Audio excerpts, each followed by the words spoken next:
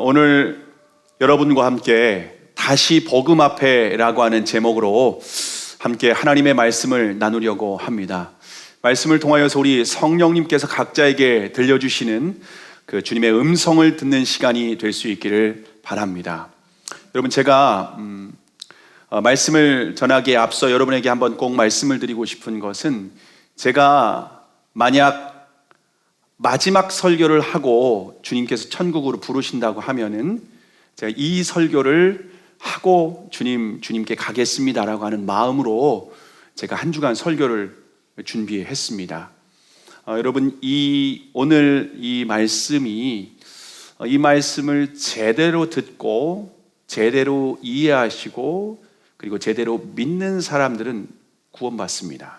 그러나 오늘 이 말씀을 이해하지 못하겠다, 그리고 믿지 못하겠다, 받아들이지 못하겠다, 그렇다면 여러분, 신앙생활을 아무리 오래 한다 할지라도 구원받지 못하게 됩니다.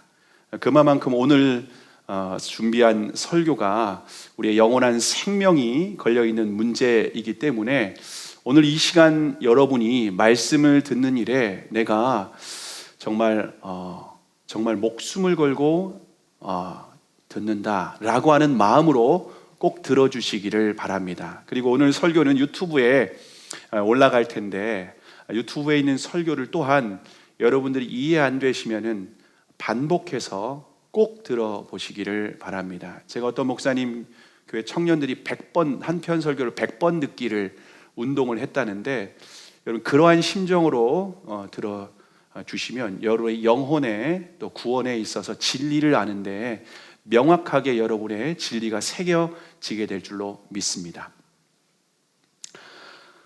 요즘 대부분 스마트폰을 사용하지 않습니까? 스마트폰은 단순한 전화기가 아니라 컴퓨터입니다. 그러다 보니까 가끔 이상이 생겨서 이렇게 작동이 되지 않을 때가 있지 않습니까? 여러분, 그럴 때 어떻게 해야 될까요? 여러분에게 간단한 꿀팁을 하나 드릴게요. 제가 얼마 전에 저희 집 둘째 딸이 화면 액정이 좀 깨지는 증상이 있어서 고쳐달라고 얘가 가져온 겁니다. 근데 제가 아무리 이렇게 어플리케이션을 눌러보고 여러 가지 앱을 누르고 시도를 해봤는데 아무 소용이 없는 겁니다. 이 액정을 교체한 지 얼마 되지 않았다 보니까 제가 너무 속상한 거예요. 그래서 제가 둘째한테 속상해서 혼냈습니다. 너 도대체 스마트폰을 어떻게 사용했길래 이래?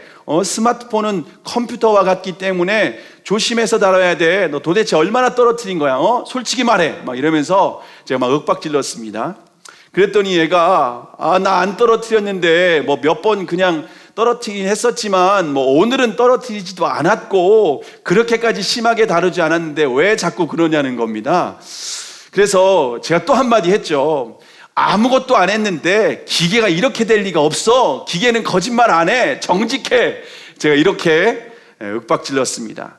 그래서 제가 한번 전원을 껐다 켜볼까? 그래서 전원을 껐다가 켰습니다. 그런데 정상이 된 겁니다. 여러분, 제가 큰 소리 빵빵 쳤는데 정상으로 되니까 우리 딸이 아빠 이거 보라고, 괜찮은데 왜 그랬냐고 뭐라고 하는 겁니다. 그래서 제가 우리 둘째한테 미안하다고 기계가 잠시 이렇게 좀 문제가 생긴 것 같다고 그렇게 사과를 했습니다. 여러분, 스마트폰이 갑자기 멈추거나 정상적으로 작동이 되지 않을 때는 전원을 껐다 켜보시기 바랍니다. 그래도 안 되면은 핸드폰에 보시면은요, 설정에 이렇게 들어가면은 초기화 시스템이 있습니다. 그 초기화 시스템을 하면은요, 바이러스라든가 각종 쓰레기 같은 게 삭제가 되고 정상적으로 다시 작동되는 것을 볼 수가 있습니다. 이렇게 하는 것을 리셋이라고 하죠. 마찬가지로 우리의 삶이 정상적으로 작동되지 않을 때가 있지 않습니까? 마음에 채워지지 않는 공허함이 있지 않습니까? 때로는 부부관계와 자녀관계 가운데에서 심각한 갈등이 생기기도 합니다. 다른 사람을 향한 미움과 분노가 우리의 마음에 가득 찰 때도 있고요, 습관적이고 은밀한 죄를 끊어내지 못할 때도 있습니다. 그래서 무기력증과 내 삶에 우울증이 찾아오기도 하고요. 무의식적으로 입에서는 거짓말을 할 때도 있습니다. 돈에 대한 집착이 얼마나 강한지 모릅니다. 음란과 욕망에 대한 절제가 안 됩니다. 미래에 대한 불안과 염려가 마음 가운데에 가득합니다. 물론 예배도 드려보고 기도도 해봤지만 나아지는 것 같지가 않습니다. 여러분, 지금 말씀드린 것들 중에 여러분에게 한 가지라도 포함이 된다면 여러분의 삶은 정상적으로 작동되는 상태가 아닙니다.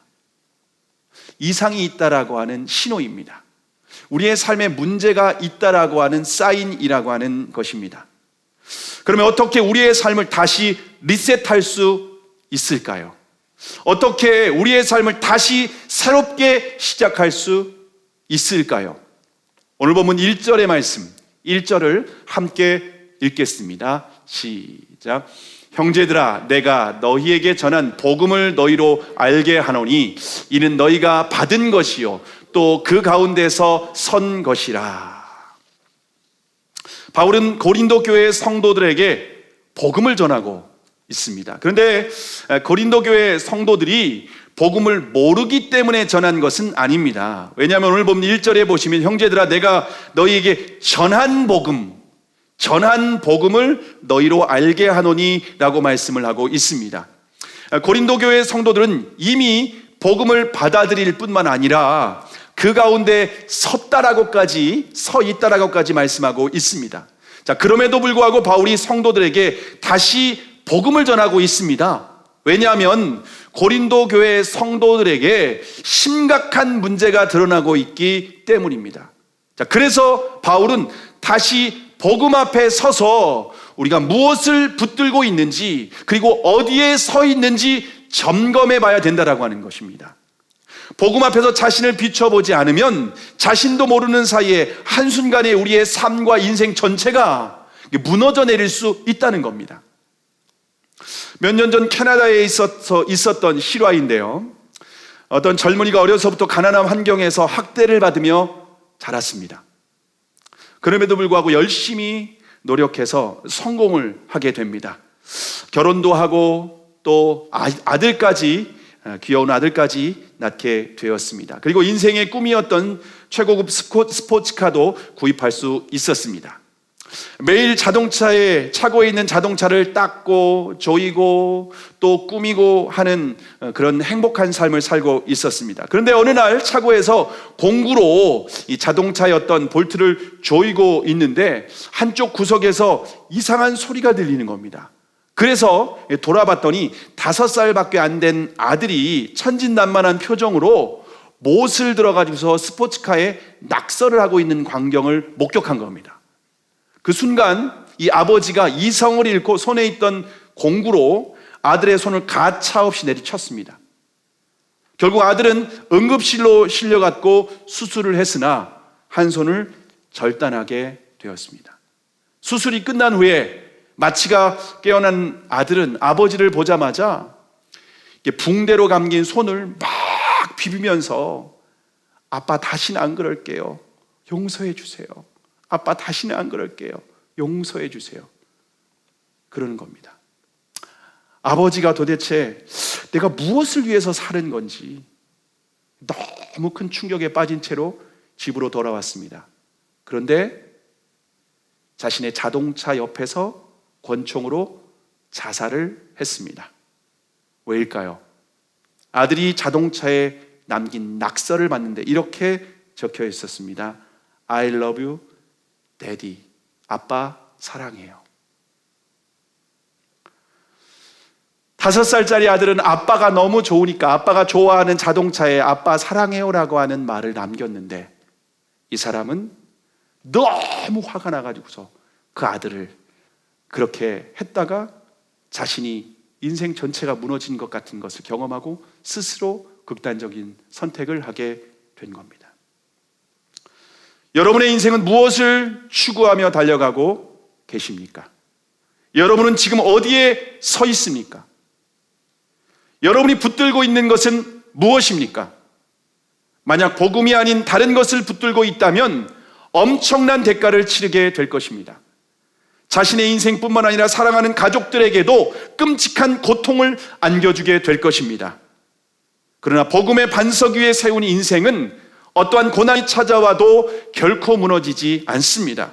뿐만 아니라 이 땅에서도 천국의 기쁨을 누릴 수 있습니다. 복음만이 하나님께서 우리에게 주신 유일한 반석인 줄을 믿으시기를 바랍니다. 자, 그러면 바울이 전한 복음은 무엇일까요? 복음은 무엇일까요? 오늘 본문 3절과 4절의 말씀을 함께 읽겠습니다. 시작. 내가 받은 것을 먼저 너희에게 전하였노니 이는 성경대로 그리스도께서 우리 죄를 위하여 죽으시고 장사 지낸 바 되었다가 성경대로 사흘 만에 다시 살아나사. 여러분, 복음은 사람이 만들어낸 것이 아닙니다. 하나님께서 계시로 주신 것입니다. 그래서 사도 바울은 내가 받은 것이라고 말을 하고 있습니다. 자, 그런데 하나님께서 계시로 주신 복음은 바로 예수 그리스도입니다. 예수 그리스도는 2000년 전 베들레헴에서 태어나셨습니다. 예수 그리스도께서 이 땅에 태어나신 것은 객관적인 역사적 사실입니다. 왜냐하면 예수 그리스도의 탄생을 기점으로 BC와 AD로 나누어졌기 때문입니다. BC는 Before Christ, 예수 그리스도 이전이라고 하는 의미입니다. AD는 아노 도민이라고 해서 주님의 해라고 하는 의미입니다. 이럴 때 좀 영어 공부를 미리 좀 잘 해뒀으면 하는 생각이 입에서 꼬이기 시작하는 것을 봅니다. 인류의 역사는 예수 그리스도를 중심으로 이전과 이후로 나누어져 있습니다. 자, 그러면 예수님께서 이 땅에 오셔서 하신 일은 무엇일까요? 예수님은 수많은 일을 하셨지만 그 중에 가장 중요한 일은 십자가에서 죽으신 일입니다.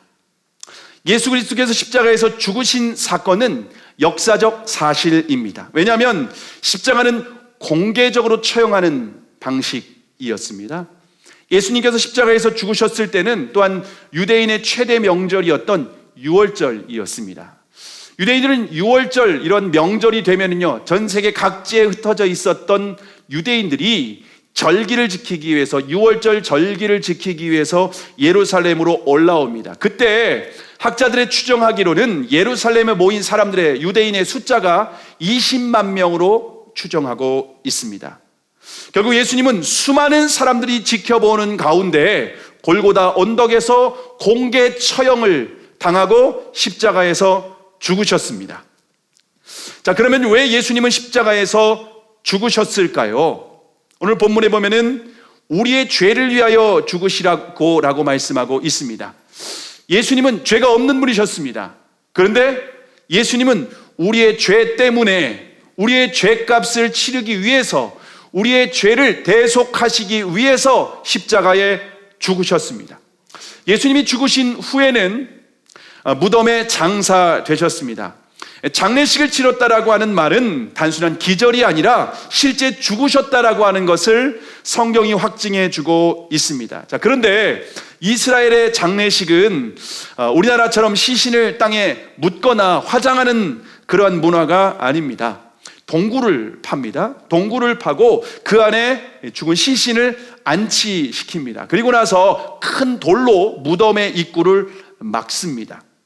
마찬가지로 예수님의 시신도 동굴에 아리마대 요셉이 새로 만들어 놓은 그런 동굴 무덤에 예수님의 시신을 안치시켰습니다. 그리고 큰 돌로 그 무덤 입구를 막아버렸습니다.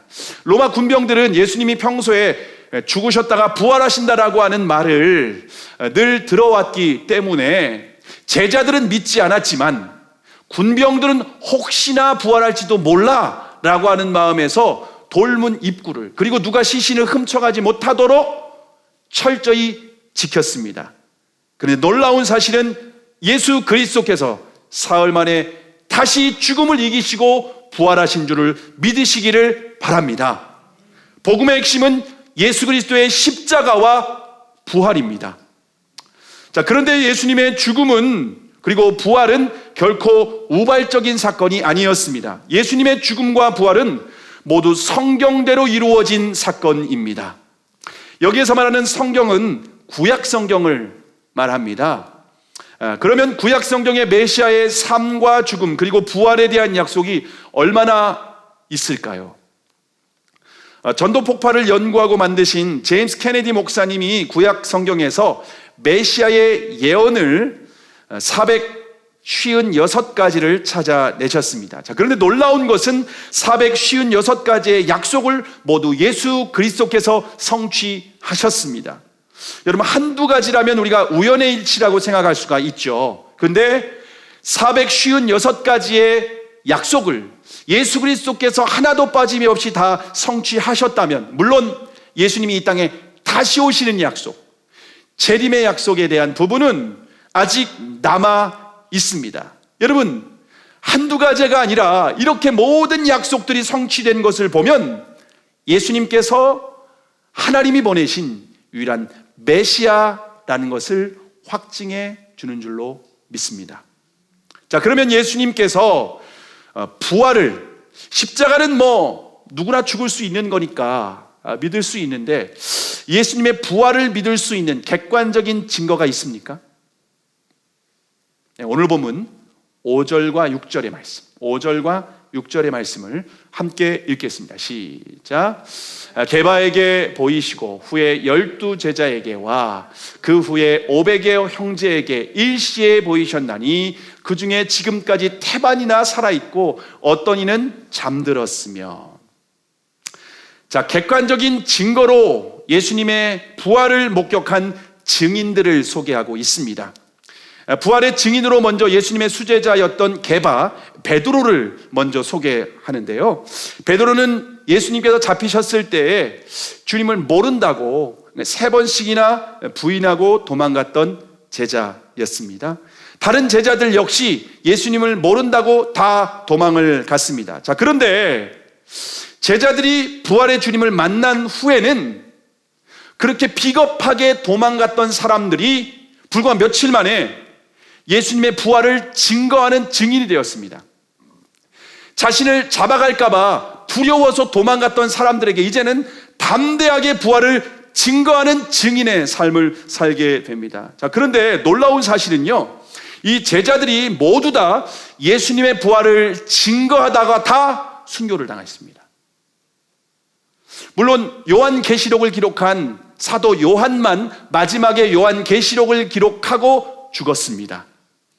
여러분, 어떻게 며칠 만에 사람이 이렇게 변할 수 있을까요? 여러분, 누가 이렇게 며칠 만에 변했다고 하면 야, 죽을 때가 됐나 보다. 그런 일은 흔치 않은 거죠. 그리고 만약 예수님의 부활이 거짓이라면 제자들이 자신의 목숨을 버리면서까지 부활을 증거할 수 있을까요? 제자들의 순교는 예수님의 부활을 확증해 주는 강력한 증거인 줄로 믿습니다. 그 외에도 부활의 증인으로 몇 명이 더 있냐면요, 500여 명이 기다리고 있습니다. 예수님의 부활을 증거하려면 누가 증인이 있습니까? 500명이 손을 들고 기다리고 있습니다. 그들은 부활하신 예수님을 일시에 목격했습니다. 동시에 다 같이 목격한 증인들입니다. 학자들은 예수님께서 감람산에 승천하실 때 목격했다고 보고 있습니다. 근데 500여 명은요, 형제들이라고 여기에서 기록하고 있습니다. 여러분, 남자들만 카운팅했을 때 500명이라는 겁니다. 왜냐하면 당시에 여자와 어린아이들은 법정에서 증인으로 설 수가 없었기 때문에 바울은 확실한 증인으로 세울 수 있는 사람들만 카운팅했을 때 남자들만, 형제들만 500명이다 라고 기록하고 있습니다. 자, 그런데 예수님의 부활을 가장 먼저 목격한 사람들은 여자들이었습니다. 막달라 마리아, 7 귀신 들렸던 막달라 마리아, 그리고 예수님의 어머니 마리아, 그리고 야고보와 요한의 어머니 살로메가 먼저 예수님의 부활을 목격한 증인이었습니다. 부활의 증인으로 여자와 아이들까지 다 합치면, 여러분 지금 500명이 있는데 합치면 얼마나 될까요? 여러분, 예수님을 따라다녔던 사람들이 남자들보다 여자와 아이들이 훨씬 더 많았습니다. 그래서 500명 하면요, 곱하기 한 2, 3 이렇게는 3, 4 해야 됩니다. 곱하기가 좀 잘 안 돼서 제가 이해해 주시기 바랍니다. 그래서 한 2,000명 정도로, 저는 최소한 2,000명 정도로 그렇게 추산을 했습니다. 그런데 학자들에 의하면 당시에 예루살렘에 살고 있던 인구가 몇 명으로 보는가? 아까는 이제 유월절을 지키기에 올라왔던 사람들은 20만 명이라고 했죠. 근데 유월절에 예루살렘에 살고 있었던 사람들의 인구는 약 4만 명으로 추산하고 있습니다. 자, 그러니까 예루살렘 시대에 다니는 사람들 중에 20명 중에 1명은 부활의 증인이라는 겁니다. 4만 명 중에 2,000명이니까 계산 잘 맞죠? 여러분, 더욱 중요한 것은요, 부활의 증인들이 일부는 죽었지만 태반이나 살아있다는 겁니다. 거의 대부분 살아있다는 겁니다. 지금 바울이. 너 부활의 증인들 만나고 싶어? 가봐. 한두 명이 아니야. 거리에서 길거리에 부딪히는 사람들이 부활의 증인일걸? 여러분, 고린도전서를 기록한 시점이 AD 54년경입니다. 그러면 예수님께서 AD 33년, 34년 이때쯤에 돌아가셨다고 하면은 20년 정도밖에 지나지 않았습니다. 여러분, 지금이 2021년이죠. 20년 전이면 언제입니까? 2002년 월드컵 아닙니까? 여러분, 2002년 월드컵을 기억하십니까? 모두 다 빨간색 티를 입고 길거리로 나와서 대한민국! 여러분, 졸지 말라고 제가 이렇게까지 하는 겁니다. 심지어 자동차 위, 버스 위에까지 올라가면서 막 선수들을 응원했었던 기억이 있습니다. 그런데 우리의 뇌는요, 굉장히 재미있습니다. 충격적이거나 굉장히 인상적인 것, 굉장히 감동적인 것, 그런 기억은요, 우리의 뇌는요, 초당 사진을 굉장히 수십 번 찍어서 저장하는 그러한 기능이 있습니다. 그래서 20년이 지나도 우리가 어제의 일처럼 2002년 월드컵을 생생하게 기억하고 있지 않습니까? 예수님의 부활도 마찬가지입니다. 사람들이, 여러분, 죽은 사람이 다시 살아났다면은 여러분 잊어버리겠습니까? 내가 한 20년 전에 죽은 사람이 죽었다 살아난 적이 있었을까? 봤는데 여러분, 그걸 잃어버릴 수 있겠습니까? 충격적인 사건이기 때문에 우리 뇌에 아주 생생하게 저장되어 있을 수밖에 없습니다. 여러분, 이처럼 부활의 증인들이 태반이나 살아있는 20년 전에 목격한 증인들이, 그렇게 길거리에 부딪히는 사람들이 다 증인들인데 이거보다 더 확실한 증거가 있습니까? 자, 그러면 예수님의 부활을 믿기 가장 어려웠던 사람들은 누가 있었을까요? 오늘 보면 7절과 8절입니다. 7절과 8절을 한번 읽어볼까요? 자, 함께 읽겠습니다. 시작. 그 후에 야고보에게 보이셨으며 그 후에 모든 사도에게와 맨 나중에 만삭되지 못하여 난 자 같은 내게도 보이셨느니라. 여러분, 예수님의 부활을 믿을 수 없던 사람 중에 한 명이 누구였냐면요, 야고보입니다. 야고보. 왜냐하면 이 야고보가 누구냐면요, 예수님의 친동생 야고보입니다. 야고보는 어릴 때부터 예수님과 함께 자라면서 아버지 요셉의 목수일을 도우면서 자랐습니다. 그러던 어느 날, 30세가 되는 어느 날부터 형님이 자신이 막 메시아라고 하면서 막 그 동네에서 베드로 형님과 같은 그런 형님들 데리고 다니면서 동네를 막 여기저기 막 돌아다니는 겁니다. 근데 야고보는 너무 못마땅한 겁니다. 아니, 집에 할 일이 태산인데 지금 형님이 뭐 하는 건지 모르겠다고 라고 하면서 메시아라고 하는데 전혀 관심도 없던 사람이 바로 이 야고보입니다. 근데 부활하신 예수님을 만난 후에는 더 이상 형님이 아니라 주님이라고 고백하며 부활의 증인이 되었습니다. 뿐만 아니라 야고보는 예루살렘 초대교회의 감독이 되어서 수많은 사람들에게 부활을 전하는 증인이 되었습니다.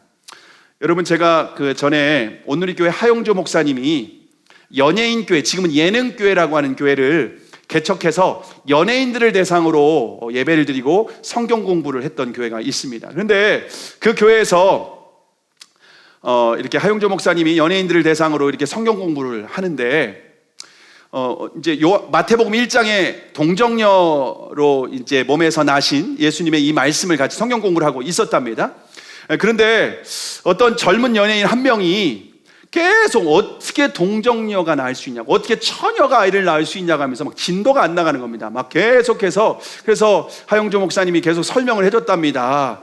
그래도 이게 성령으로 잉태된 게 아니야, 하나님이다. 하나님은 말씀으로 창조하신 분인데 성령님께서 잉태케 하시는 것을 못 하시겠냐라고 이렇게 말씀하셨습니다. 우리를 만드신 분이 그 뱃속에 잉태케 하시는 거 성령으로 딱 한 번 있었던 거다, 뭐 지금 계속 있는 것도 아니고, 그렇게 말을 했는데도 막 도저히 못 믿겠다는 겁니다. 그때 같이 이렇게 성경 공부를 하고 있었던 구봉서 장로님이, 그때는 성도님이었답니다. 구봉서 장로님이 그 젊은 사람한테 이렇게 한마디를 했답니다.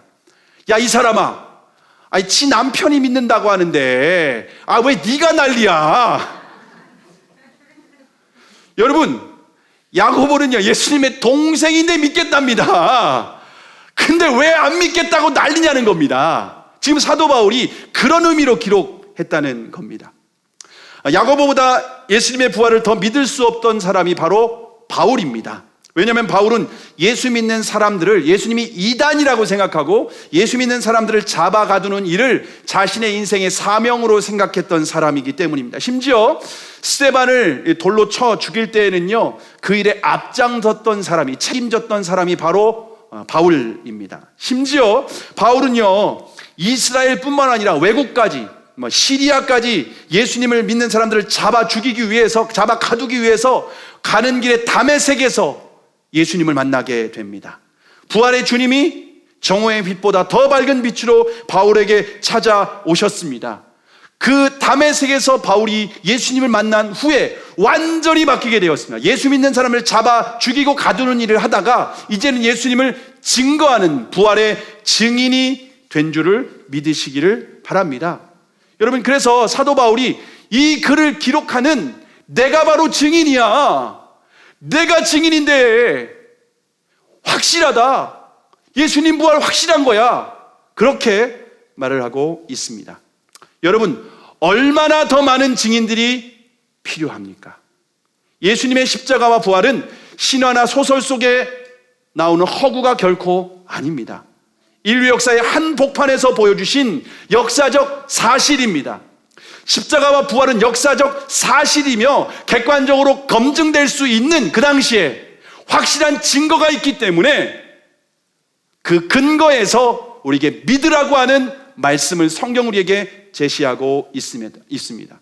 자, 그럼에도 불구하고 여러분이 십자가 부활을 인정할 수 없다면 그럼 개인적으로 조사해 보실 수 있기를 바랍니다. 왜냐하면 이것이 우리의 영원한 생명이, 영원한 운명이 걸려있는 문제이기 때문입니다. 실제로 예일대학 로스쿨을 졸업하고 시카고 트리븐지의 기자였던 리스트로벨이 예수님의 부활이 허구라고 하는 것을 증명하기 위해서 조사를 철저히 했습니다. 여러분, 이 시카고의 트리븐지의 이 뉴스룸에는요 어떤 문구가 적혀 있냐면요, 어머님이 나를 사랑하는 것도 증명이 필요하다라는 문구가 적혀 있습니다.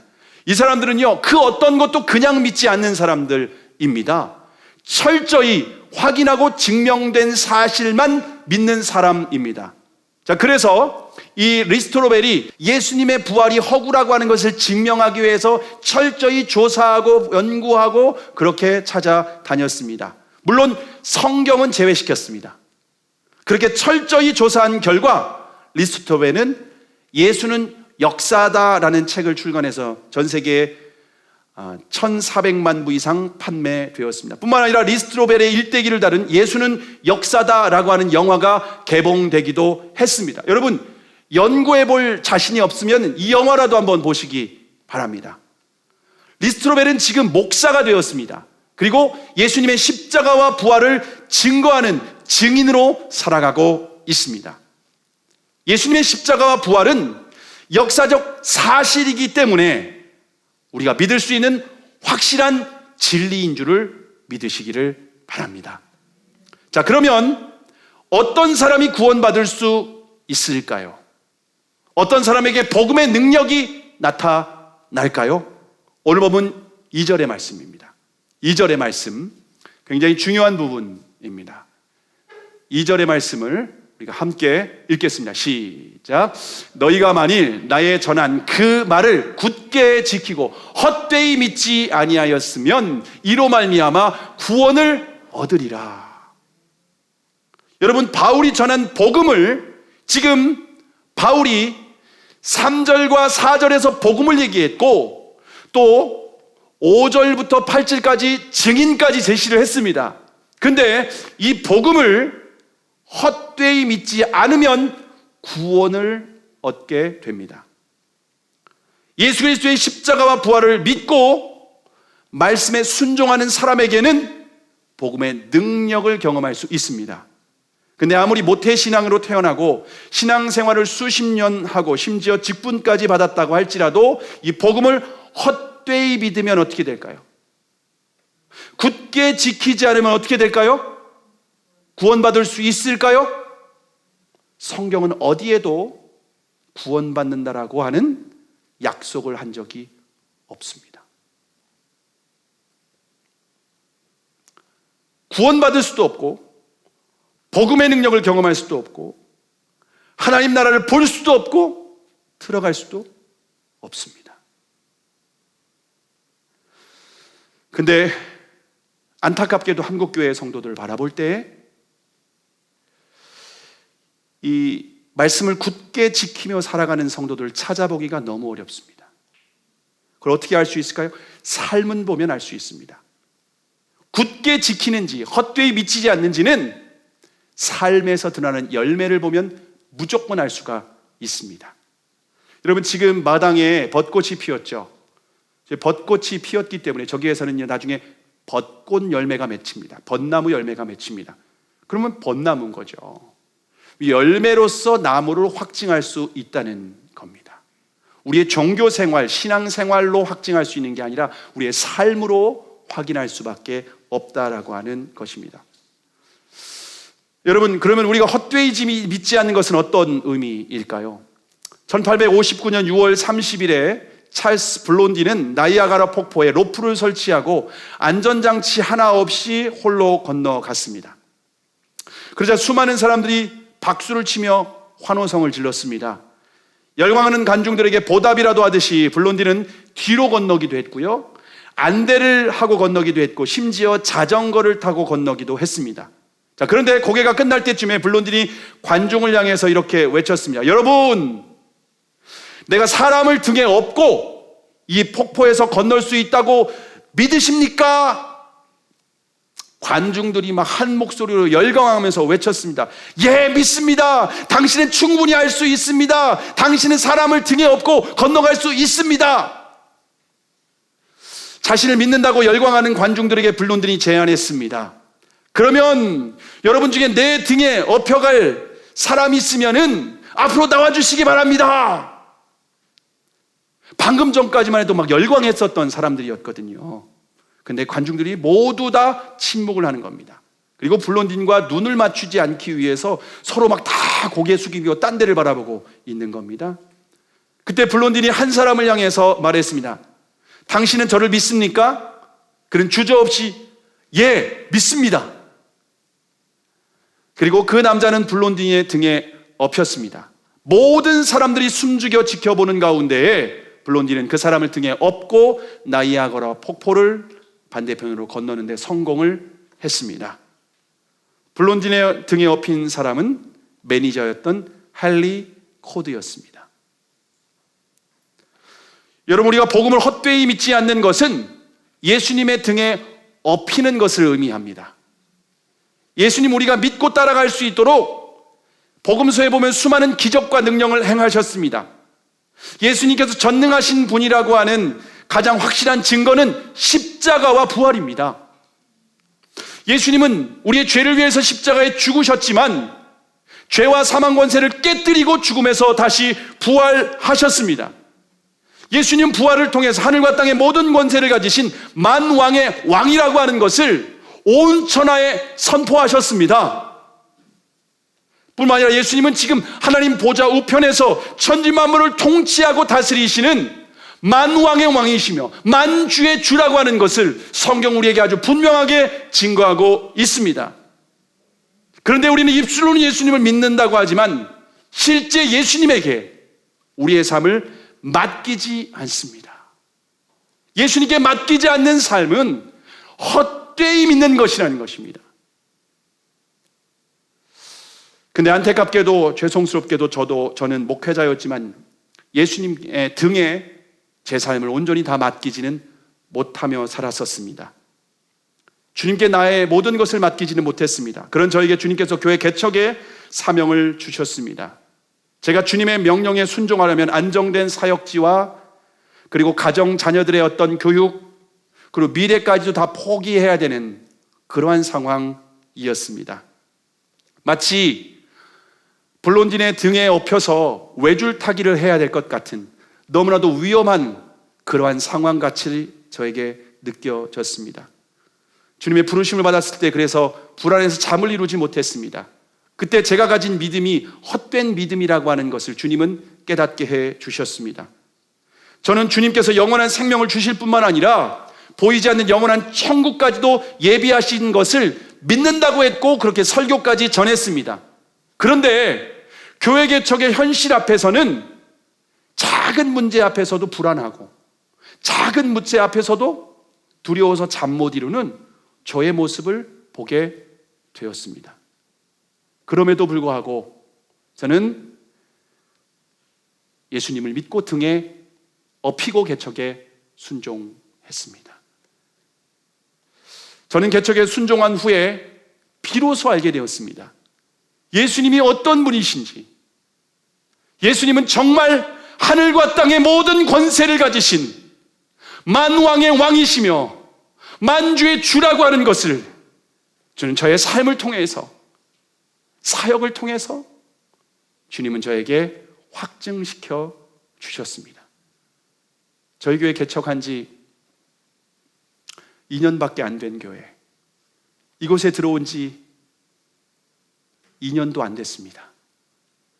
근데 코로나 시국 가운데 하나님은 우리 교회를 이끌어가고 계시고 영혼을 보내시고 필요한 것들을 채워주시고 성령으로 역사하시며 우리와 함께 하시는 줄을 믿으시기를 바랍니다. 더욱 놀라운 것은 저에게 천국의 개념이 바뀌었습니다. 천국은 내가 예수님 믿고 죽어서 천국 갈 때 예수님 믿는 마치 구원의 티켓 가지고 천국 가는 거라고 착각했습니다. 근데 예수님 믿으면 천국 가는 것이 아니라 천국이 내 삶에 임한다는 것을 깨닫게 되었습니다. 하나님 나라가 임할 때 내 삶의 모든 문제가 해결되고 내 삶이 정상적으로 회복된다라고 하는 것을 제가 알고 경험하게 되었습니다. 여러분, 예수님 믿는 것은 천국 가는 게 아니라 천국이 우리의 삶에 임하는 것입니다.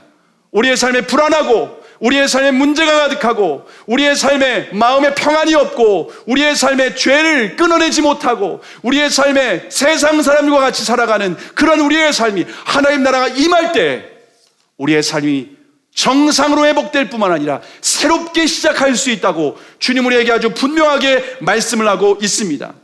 저와 여러분이 이 복음을 헛되이 믿지 않고 예수님의 등에 업힐 때 전능하신 하나님, 불안한 어떤 인간이 아니라 창조주 하나님, 하늘과 땅의 모든 권세를 가지신 하나님, 죽음의 권세를 깨뜨리고 다시 부활하신 그 하나님의 등에 업힐 때, 우리의 삶을 맡길 때 우리의 삶에 구원의 능력, 복음의 능력이 나타나게 되는 줄을 믿으시기를 바랍니다. 말씀을 마치려고 합니다. 지난 목요일 저녁 5시에 저희 아버지로부터 전화가 왔습니다. 큰 고모가 쓰러지셨다라고 하는, 그래서 중환자실에 계신다는 연락이었습니다. 의사의 말로는 그렇게 한 달이 지날지 얼마나 계실지 예측할 수 없다는 겁니다.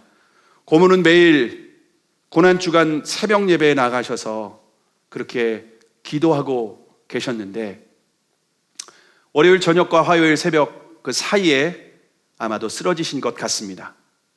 그리고 화요일 날 새벽에 새벽 예배를 사모님이 차량 운전을 하고 집 앞에서 기다리고 있는데 나오지 않더랍니다.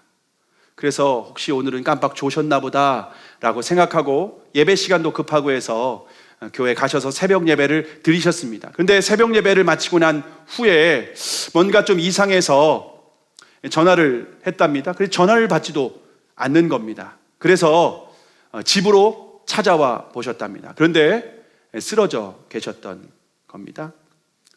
그래서 급히 사모님이 병원에 모시고 갔는데 이미 너무 늦었다라고 하는 겁니다. 그래서 중환자실에 누워 계신 상황입니다.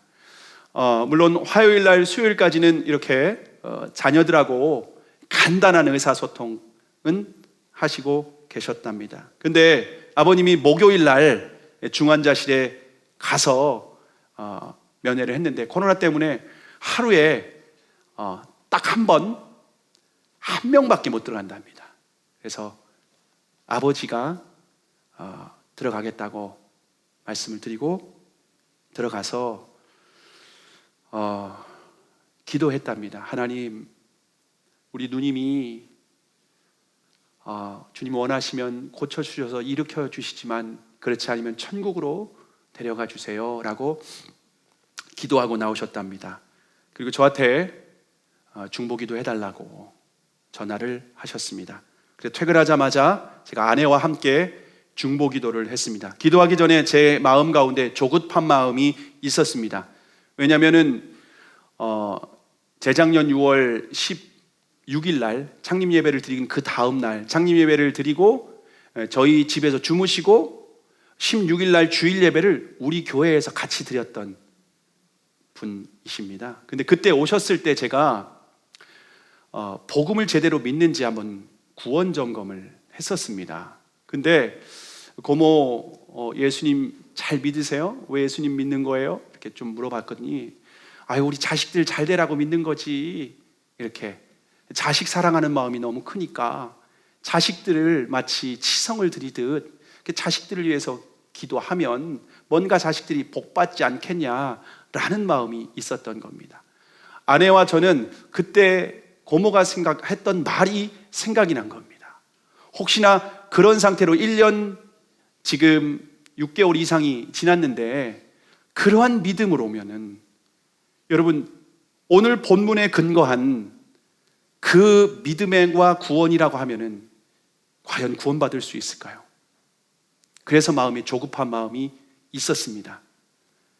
그래서 주님이 가라고 하시면 빨리 내려갈 마음으로 기도를 했습니다. 물론 그때 이 16일 날 그때 제가 했던 설교가 딱 기억나더라고요. 그날 로마서 1장 16절 17절 복음이란 무엇인가를 제가 설교했거든요.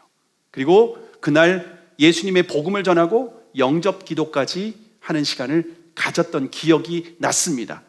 근데 같이 아내하고 중보 기도를 시작을 했는데 하나님께서 아내에게 환상을 보여주셨습니다. 환상을 하나 보여주셨는데 그 환상 가운데에 고모가 요단강을 배를 타고 건너가는 장면을 보여주셨습니다. 자, 그런데 놀랍게도 그 배의 선장이 예수님이셨습니다.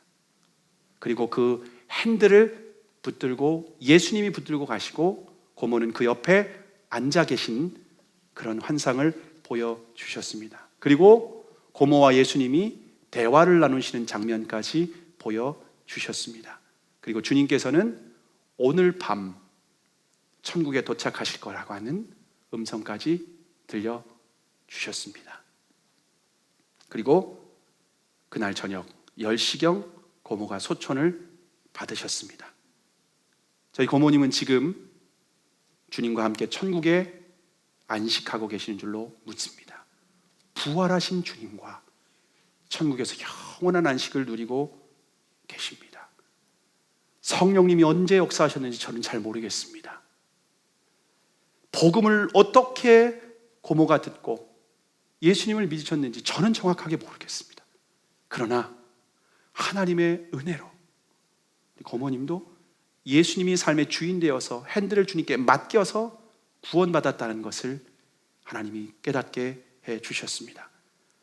저와 여러분이 예수님을 믿는 것은 여러분 잘 들으시기 바랍니다. 십자가와 부활이라고 하는 원리를 믿는 것은 아닙니다. 복음은 수학 공식이 아닙니다. 이거 딱 갖고 있으면 천국 들어갈 때 열쇠처럼 따라락 열리고 여러분, 그것이 절대 아닙니다. 예수님을 믿는 것은 십자가에서 죽으시고 부활하신 예수님을 나의 인생의 선장으로 모셔드리는 겁니다. 예수님을 내 인생의 선장이 되어서 천국까지 인도하시도록 핸들을 맡겨드리는 것입니다. 그러면 이 땅에서도 하나님 나라를 경험하고 죽음 이후에도 천국까지 우리를 인도하시는 줄로 믿습니다. 우리의 삶을 예수님께 맡기지 않으면 책임지지 않습니다. 여러분, 목욕탕 카운터에 가면 이런 문구가 있습니다. 귀중한 소지품은 주인에게 맡기세요. 맡기지 않은 것은 책임지지 않습니다. 여러분, 이것이 복음입니다. 주님께 맡기지 않으면 책임지지 않습니다. 맡긴 만큼 책임지십니다. 여러분의 인생의 핸들은 누가 조종하고 계십니까? 여러분은 누구의 등에 업혀 계십니까? 하늘과 땅의 모든 권세를 가진 예수님께 인생을 맡기셨습니까? 예수님께서 여러분의 인생의 핸들을 붙잡고 계십니까? 혹시 여러분이 핸들을 잡고 내가 원하는 대로, 내 뜻대로 계속해서 내가 주인 되어서 가고 있지는 않습니까? 여러분, 주님께 끝까지 핸들을 맡기지 않는 인생은 결국 구원받지 못합니다. 헛되이 믿는 것입니다. 말씀을 굳게 지키는 것이 아니라고 하는 것입니다. 복음의 능력이 삶에 나타나지 않습니다. 하나님 나라를 볼 수도 없고 들어갈 수 없습니다. 그러나 주님께 맡길 때, 내 삶을 맡길 때, 나는 왼쪽으로 가고 싶은데 주님이 오른쪽으로 가라 하시면, 나는 이전에 내 경험과 내 생각과 내 성격과 내 기질로는 이렇게 해야 되는데 주님 말씀하시니 내가 순종합니다 라고 하며 우리의 삶을 주님께 맡기고 순종할 때에 우리의 삶의 모든 것이 정상적으로 회복될 것입니다. 예수님을 믿고 그분의 말씀에 순종하며 그분께 우리의 인생의 핸들을 맡길 때에 우리의 삶에 비정상적이었던 그 모든 것들이 리셋될 것입니다. 정상으로 회복될 것입니다. 이 땅에서도 하나님 나라를 누리게 될 것입니다. 참된 평안과 기쁨을 누리게 될 것입니다. 하나님이 축복하시고 하나님이 책임지시고 하나님께서 이 땅에서 구원을 주실 뿐만 아니라 생명을 얻되 더욱더 풍성히 누리는 그 삶을 우리에게 약속하셨습니다. 죽음의 권세를 깨뜨리고 부활하신 그 예수 그리스도를 믿음으로 저와 여러분의 삶을 주님께 맡기는 저와 여러분이 되기를 주님의 이름으로 축복합니다. 기도하시겠습니다.